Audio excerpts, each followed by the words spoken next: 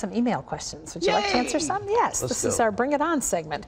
The first one is from Lori, who says, I have heard some people say that there was a woman in the Garden of Eden named Lilith, and that she was Adam's first wife. What's the 411 on that?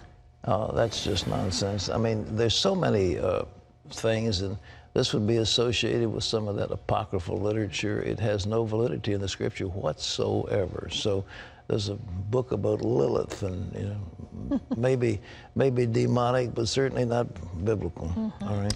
This is Dominique, who says, will our pets be taken up to heaven in the rapture, or will they be left to fend for themselves?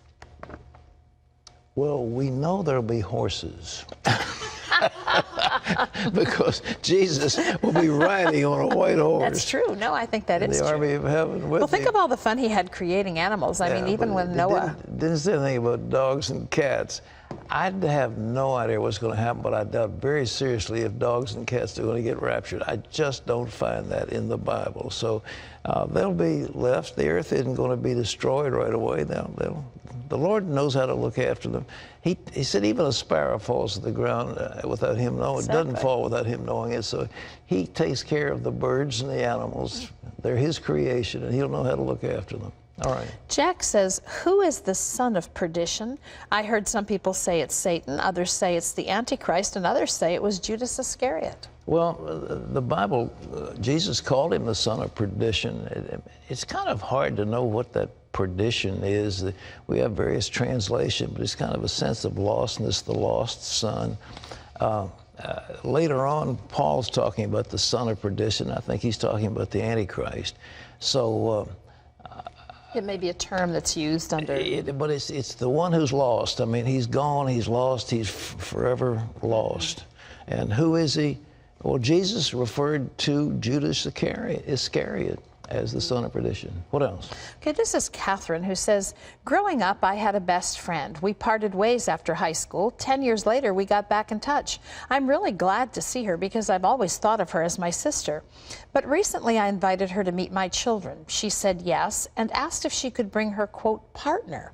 I said okay. I know that my friend's family has shunned her because of her lifestyle, and I don't want to be like that. I want to show love, but I don't want her to think I'm okay with her ways. And I don't feel comfortable having her around my children. Should I keep this friendship?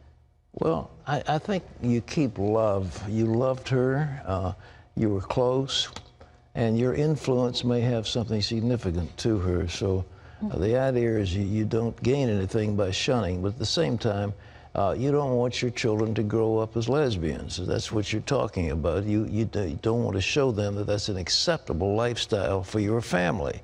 So you just need, I think, it doesn't hurt to tell somebody, look, I love you, and we're going to do what we can to be friends if we can, but I just, I have my lifestyle, it's Christian, and you have yours, it's not. And so I'm sorry that, we can't indulge in certain things together. I think if you're honest, I believe people respect that. All right, real quick for the last. This is Melissa, who says, I have to make a decision as to whether or not I should have a hysterectomy. The doctors say I'm having problems with my uterus and I should have the surgery, but I struggle with the decision. I want a family, and I don't know if removing the organs that God gave me to have his children would be a violation of his will and also show a lack of faith on my part. Well, what do you think? I'm not a doctor, and I can't tell you what to do about your uterus, but I do know that this is a source of cancer. But there are many doctors who get a big, they're almost like they're against women and they want to mutilate them. I know that sounds terrible, but I had an MD on this program saying this, that there's certain ones in the medical profession who just, get hysterectomies. They do this stuff. Best thing, get a second opinion, but you don't want to have a cancerous organ in your body. And you say God gave it to you. Well, you don't want to have cancer. So, but I don't know. Get a second opinion. All right. That's all the time we have for your questions, but we do thank you for them.